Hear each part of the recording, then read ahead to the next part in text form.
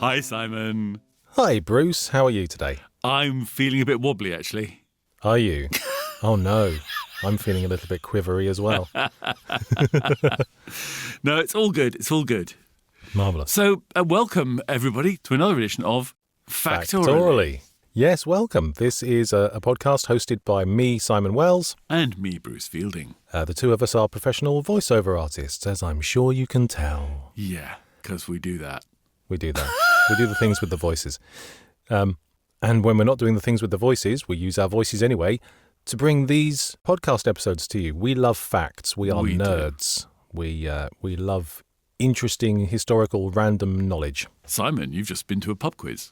I have, yes. We didn't win, but equally we didn't lose. So that's the important thing. That's good. Yes. Yes, we're just absolute geeks. We're that person who stands in a pub and goes, "Did you know?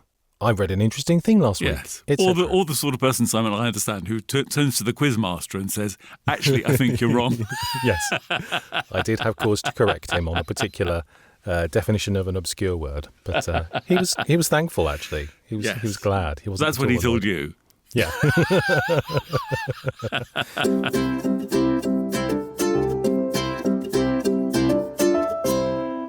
Yes. So this is a podcast, and you know what podcasts ask people for, don't you? Even at the very front. Right at the beginning, yeah, just for a change. So what do we need? So the first thing we would like our beloved audience to do is please to share this podcast with your friends and spread the word. Tell people what a wonderful show it is. At your next pub quiz, just go around every single table and go, "There's a great podcast that you'd love." Write it on your answer sheet. Factoraly, factoraly, factoraly. That's the first thing. Share it. Share. And then subscribe. Yes. So we hope that you already have, but if you haven't, and if you do subscribe on your podcast player, every Thursday morning when you wake up bright and early, you'll be laying in bed listening to us rabbiting on about stuff, or going out and walking the dog, whatever you do. Yes. Take us with you, please do. Yes. And the third thing is to give us a lovely, shiny 5-star review and a little bit of a rating. Tell us why you love the show. Tell us your experience of listening to us. Yes, thank you very much. So now, without further ado... So now you've done all that... What are we actually going to be talking about this week, Bruce? Well, you see, it depends where you live. Yes, that's true. So can I first of all say, we're not going to be talking about any boiled fruit with added sugar that turns into stuff that you put in a pot and keep. Oh, you mean jam? I mean jam. Yes. No, we're not going to be talking about jam. No, not about jam at all. We are going to be talking about what the Brits call jelly. Yes. And the Americans call jello. Yes. So for the purposes of the following programme, when you hear the word jelly, don't think about jam. No, don't. Apparently there is actually the Americans, I didn't realise this, do have both jelly and jam in the same way that we mean jam. Okay. So generally speaking, a smooth jam, the Americans call jelly. If they put fruit pulp in it, then they're allowed to call it jam. So you can have jam in America. It's just not quite the same. So what do we call trifle? Oh, who knows?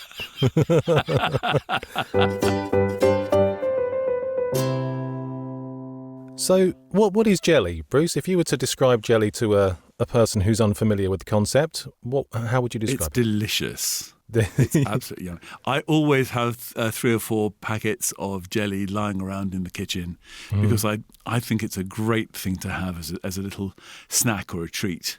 Yes. And it's a lot of sugar in it. And it's not vegetarian. Sure. But it is delicious. Yes, it is. And it's a sort of like a transparent, wobbly dessert. Yes. Oh, it's not always transparent. I mean, if you have like a blancmange, which is a type of jelly. Oh, I was going to query the difference. Does blancmange use milk rather than water? Is that correct? Yes. So a blancmange it still uses gelatin, which is the main constituent of the thing that makes jelly go wobbly.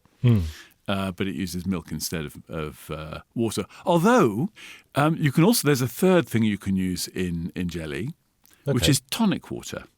Oh, really? If you use tonic water you don't have to use a whole lot of tonic water, but when you fill up the second half pint in the jelly, if you use tonic water and you happen to go into a disco, then your jelly will glow in the dark. No way. Yeah. It's Really? great. It's quite good. It's quite good for like birthdays and celebrations, and obviously things like Halloween. But so quinine has that property where it glows under blacklight. Yes. So if you use tonic water, you get glow in the dark jelly. That's brilliant. Let's try that now. There you go. There's a recipe for you immediately on Factoraly. Perfect. So where does jelly come from? So historically, it's been suggested that jelly started in the Middle East. Egyptians or Romans? It's always one or the other, isn't it? I couldn't find a definitive answer. The Egyptians were eating it, but they didn't necessarily invent it. Right, okay. But Middle East, a couple of thousand years ago at least. Originally, it was made by sort of boiling down pig's ears or cow's trotters or whatever, because the gelatin you mentioned is sort of a form of collagen that exists in animals. Yes. And it was just that. It was just boiled down pig's ears or trotters or whatever. The liquid was strained and sieved to make clear, and it was set. It could just be eaten as that, and it was sort of a savoury food. A little while later, they started putting flavours in it. They started putting saffron, pressed violets, and even cochineal, which are those little beetles that I think they used to make coloured dye back in the day. I think it's an E number. Oh, is it? Yes. Okay, great. So it's rather old. It's sort of gone on a bit of a journey from that to where we know it today. The etymology of the word jelly comes from an old French word jelly, which comes from Latin gelata, which means frozen or frosty, which is... Oh, is that like gelato? Gelato, exactly. Yeah. Gelatinous gelatin itself. It all Okay. comes from that sort of frozen solid idea. It was originally one of the many uses of jelly, still is, to preserve meat. Oh, I see. Because, for example, if you have a pork pie or something like that, the meat inside the pork pie shrinks. Yes. So you need to fill up the gaps because meat goes off in oxygen. Mm-hmm. So what you need to do is get rid of any of the gaps in the pie. Oh, I see. To sort of seal it. To seal it, exactly. Yeah. So you're sealing the meat. And also, if you're using a jelly which is flavoured, it's flavoured of itself, and B, it picks up the flavours of the meat inside the pie, and C, it keeps the pie crust moist. So there's all sorts of good reasons to have jelly in a pie, as a preservative, as a flavour enhancer, and as something to keep the crust soft. I'd never even thought about talking about the pork pie type jelly, but yes, of course it is. So putting jelly into a meat pie has been going on for a very long time. I mean, since sort of 17th century. Really? Yeah. Huh, okay. And of course, there are all sorts of other meats that use jelly. For example, jellied eels. Oh, of course, yes. So that's a different sort of jelly, because the jelly actually comes out of the eel in that case. You don't have to add the jelly. Oh, interesting. Do you like jellied eels? Never tried it. Oh, a bit of vinegar. Yummy. Never quite taken my fancy. I will take you to a pie and mash shop and get you some jellied eels. Excellent. Look forward to it.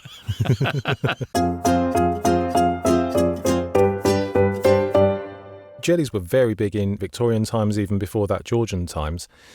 Even before that, Henry VIII liked a jelly. He produced a banquet in 1517 for the embassy of Spain, who was visiting him in England. And he served no fewer than 20 different jellies, including his favourite, which was flavoured with rosewater, apparently. Mm-hmm. And you can sort of picture the candles on the banqueting table shining through the jelly and casting all these wibbly wobbly, colourful shapes on the tablecloth. And there's sort of a certain theatrical nature to it. You can picture this servant sort of gingerly, carefully tiptoeing across the hall with this jelly. I'm sort of picturing that sound effect that jelly often gets in cartoons, like the wobble board. Yes, sound. So it was a whole process. It was quite a spectacle. And then in the Georgian era, I hadn't heard of this. This is brand new information to me. Dotted around London, particularly in the fashionable areas of St James and Belgrave, places like that, they had jelly houses. No. You could actually go to a jelly house, and it was sort of the Georgian equivalent of a cocktail bar. Do you fancy coffee or maybe a jelly? Let's go for a jelly. I mean, you get alcoholic jelly shots now, don't you? So it's not you do. That's too true. much of a step from that. They're always for the wealthy. It took ages to skim that liquid to make it clear. the ingredients, it involved a lot of sugar and exotic herbs and spices and things like that. It was very much an upper-class treat, and it was sort of the centrepiece of the table. Very expensive. Very expensive, yeah.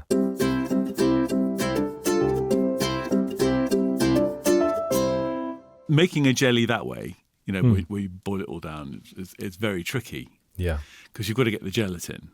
Yeah. But in 1839, there was a chap called George Nelson, right, who patented a way of getting gelatin using chemicals. Oh, right, okay. And that revolutionised the whole jelly industry. Ah, right. And so in 1839, that started. So that meant that at the beginning of the Victorian era, jellies were much easier to make. You've got like a sheet of gelatin. Yeah. And then obviously they're Victorian, so they went nuts. So they started to make these amazing copper moulds in all sorts of weird shapes of like animals and floral tributes and castles and towers. And I've seen one which is like a jelly with moulds that you put inside the jelly, so that you get you can put different coloured jelly within the jellies. Oh, I've seen this. This had a particular name. This was called the Belgrave Jelly. Yes. This was created by a company called Temple and Reynolds in Belgravia in London. And it was sort of an outer copper mould with 6 spiraled That's the one. moulds inside it, and they each sort of screwed together and unscrewed again. Yeah. And then you could pipe sort of coloured flavoured sweet creams into the gap between those moulds. Yes.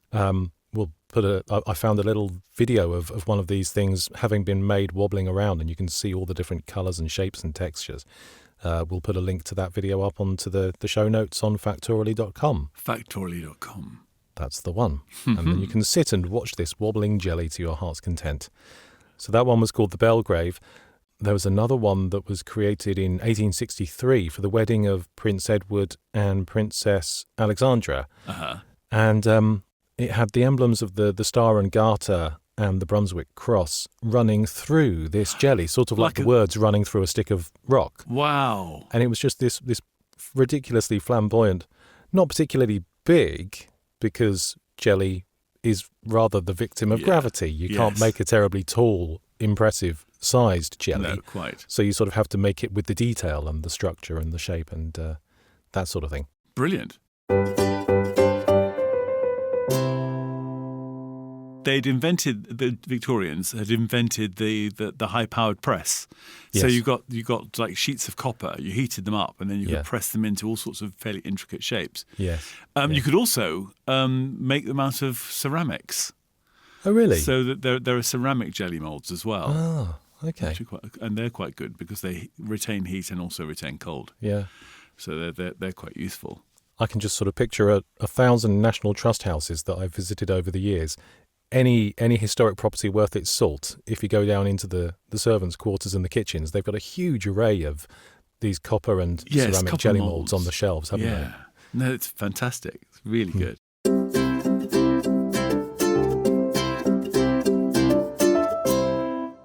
So that's the old-fashioned way of making jelly. And then the Americans got involved.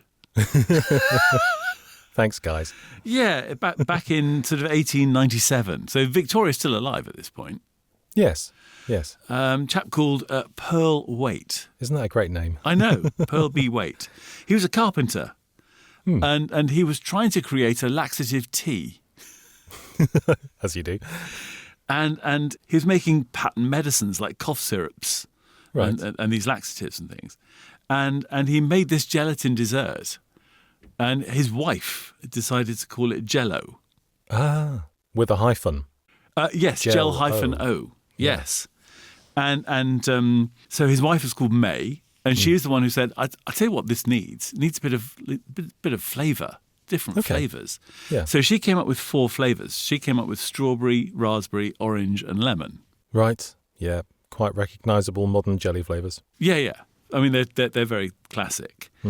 Now, Jello has 22 different flavours. Good grief, does it? Yeah. Wow. Including strawberry banana, melon fusion, and tropical fusion. Crikey. I know. Wow.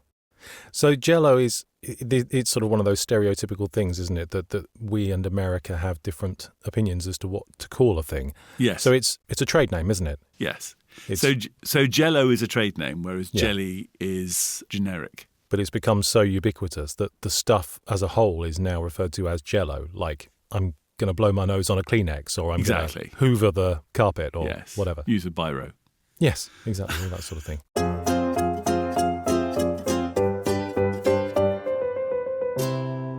So Jello was invented just before the turn of the 19th to 20th centuries. And then in the sort of in the 1930s, Rowntree's decided to have a crack at it. Yes. And Rowntree's started to make jellies, which were the sort of jelly that you see. Actually, I think they were originally packets of like a powder. Yes. Okay. And then they became what we in the UK use, which is mostly like squares of concentrated jelly. Yes, it is just like a very strong, very small, highly flavoured jelly. You plop it into a bowl, you put boiling water in it, and 30 seconds later you've got the stuff that you need to make a jelly. Yes. Much Although easier. if you're a young kid like me, you just eat the cubes. I knew you were going to say that. I remember doing that to my mother's chagrin quite a lot. So I believe we briefly mentioned Rowntree's in our episode on confection because you surprised me by telling me that Rowntree's used to make chocolates. Yes. Before they sort of went into pastels and things. And I'd sort of forgotten that they did jelly as well, but of course they do. Well, if you think about it, Rowntree's pastels are actually jelly. Yes, so that's where I was going, was the fact that I hadn't really twigged this, but another definition of the word jelly is a small jellied sweet. So, you think of jellied fruits at Christmas. You think of pastels and wine gums and things like that. The collective generic term for all of those things is jellies, plural. Yes, of course it is. Which I hadn't really thought of. But, of course, Rowntree's do that and have been doing it for quite some time. I mean, there is a jelly which isn't a jelly, which is a jelly bean. Right. Yes. But if we take that new definition of a jelly, meaning a small jelly-like, chewy-ish sweet, then I can kind of see how jelly beans would fit into that. Yes. But let's not talk. We did a whole episode on confectionery. Yes. Which people should gloss over that. Yeah. So I mean, there's also things in there like jelly babies. Yes. Which we have definitely covered before. And the sad names that they've had over the years. Oh, please go and listen to our episode on confectionery. That was a good one. Yeah, it was excellent. I mean, they're all good. Of course they are.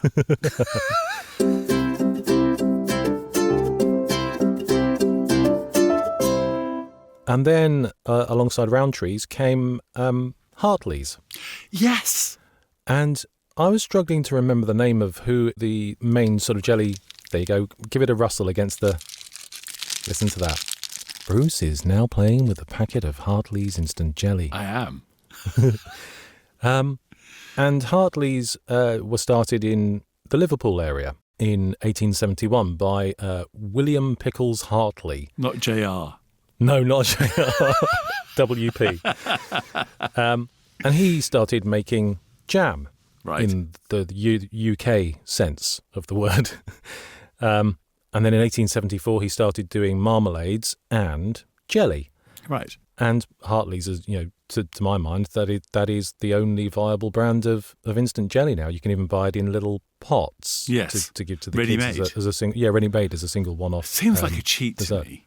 It does. It depends how much time you've got spare in your life, I suppose. Yeah, I do remember though for Christmas, for children's parties and things like that, you used to get these, I don't know if you can still get them, it's like wax paper individual portion servings. All right. And you would pour the jelly into and they was like crimped around the side. I vaguely remember looking quite recently to see if I could find any to buy, and they don't make them anymore. Oh, don't they? Oh, shame. I mean, they were great for throwing at people. I'm sure that's exactly what they made them for. So although Hartley's started off in Liverpool, they had a processing plant in Bermondsey in southeast London. And the tower is still there. If you go for a walk around Bermondsey, off one of the side streets, there's a great big huge brick chimney from the old Hartley's jelly and jam factory. And it says Hartley's written on it. Very it's good. Now surrounded by modern flats, but there you go. And Hartley was one of those sort of Victorian gentlemen who was a bit of a philanthropist. So he looked after his staff well. He gave 30-odd% of his income to charity. He created almshouses, schools, hospitals, churches for his workers, and nice. everyone sort of lived in a slightly Cadbury-esque manner. Great. He was one of those fellas, all based on jam and jelly. Well, there you go.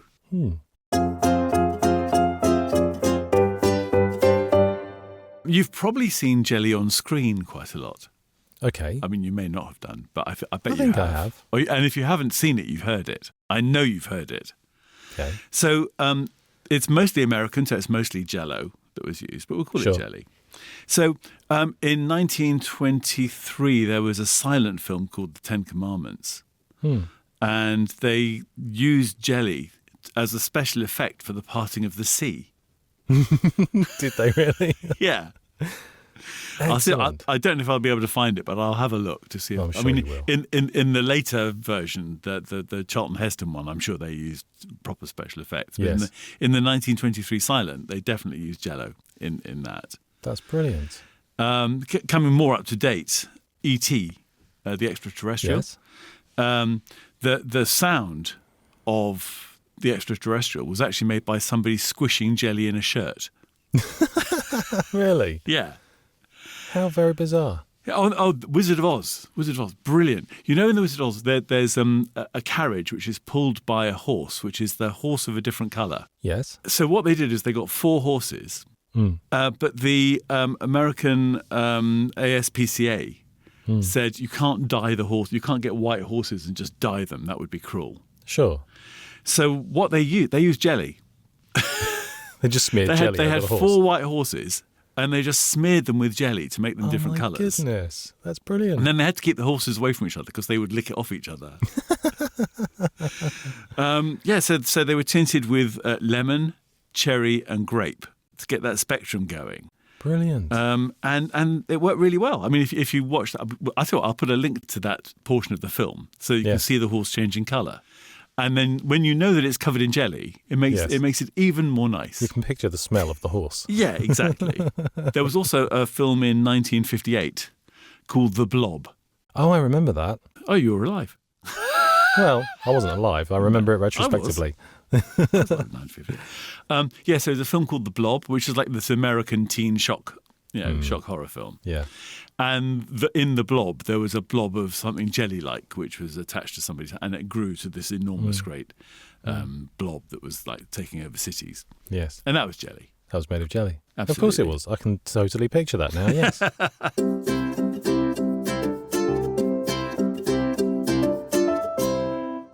So jelly was once also called nervous pudding. Okay. Right. Because it shakes and shimmers. Yes, okay. It looks a bit nervous. And there's actually a jazz band called Nervous Pudding, Great. which you can look up on Spotify. But what's interesting about Nervous Pudding is that if you put EEGs on a jelly, you get the same reading as you do from a brain.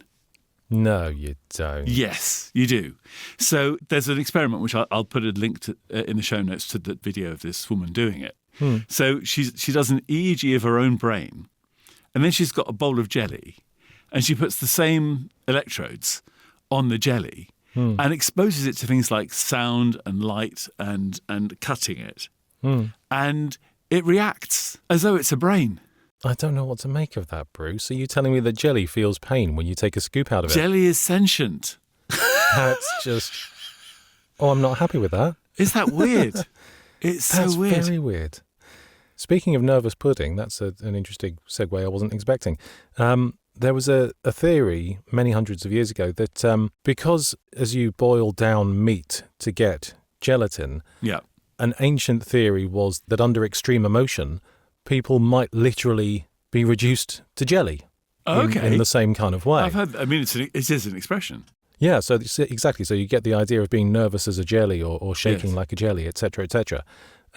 In Shakespeare's play Hamlet, one of the characters says, after seeing the king's ghost, that the watchmen were almost reduced to jelly with fear. Okay, now you've got to do it like a voiceover.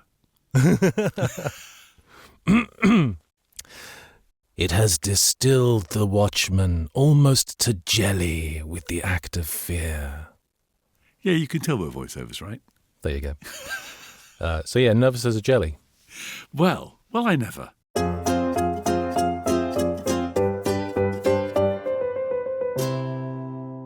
You mentioned at the front that there may be records attached to jellies.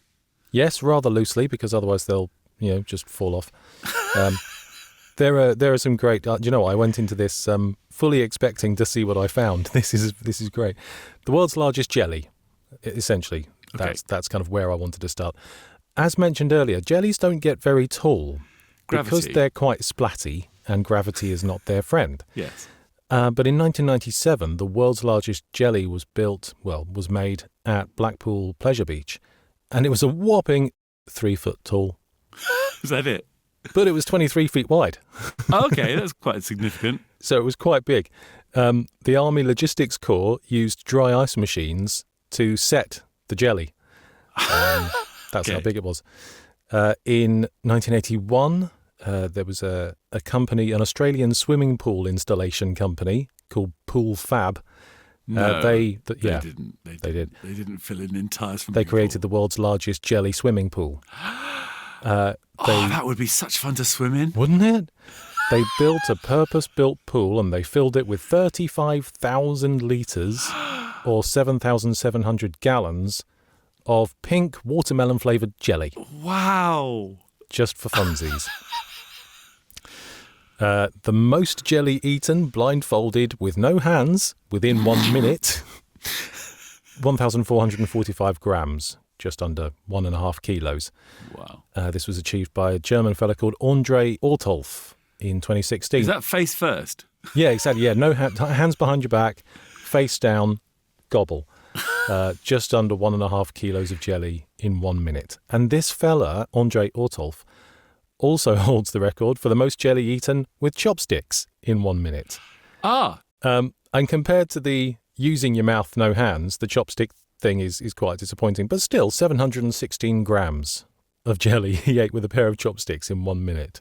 I guess it depends on how set the jelly is. I mean, if you make the jelly very, if you only make it like sort of half strength, or double strength, whichever way you look at it. If you use rather than making it up to a pint, one of my packets, if you only made it up to half a pint, so it was really still quite gelatinous. Yeah. Then I imagine you could eat it with I mean, you could eat packets and packets of Hartley's jelly cubes. Yes. With chopsticks. I wonder if that would count. I don't think there must have been stipulations. I think you'd have to make it up at least with some water. Yeah.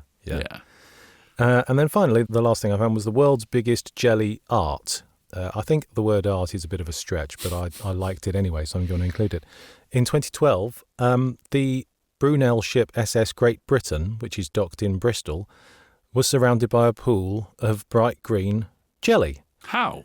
So the SS Great Britain, it sort of sits on a glass floor. Yes. They built some little surroundings around the glass floor, filled it with jelly, and it looks like the SS Great Britain is floating on a bright green sea. And apparently the artists were inspired by the fact that sailors used to carry limes on voyages to ward off scurvy. Limeys. Limeys, exactly, yeah. So these artists are a pair called Bompus and Parr, who call themselves the Jellymongers. And they do lots of jelly-related art. In 2016, they set up a jelly parlour in Harrods in London. And they had all of these jellies, replicas of St Paul's Cathedral, a sort of cocktail glass made out of jelly. They've done climbing walls made out of chocolate. They're fascinating people. I'll put a link to their website up on Factoraly.com because they're fascinating. I'd look forward to seeing them. So yes, those are my jelly-related records. Fantastic.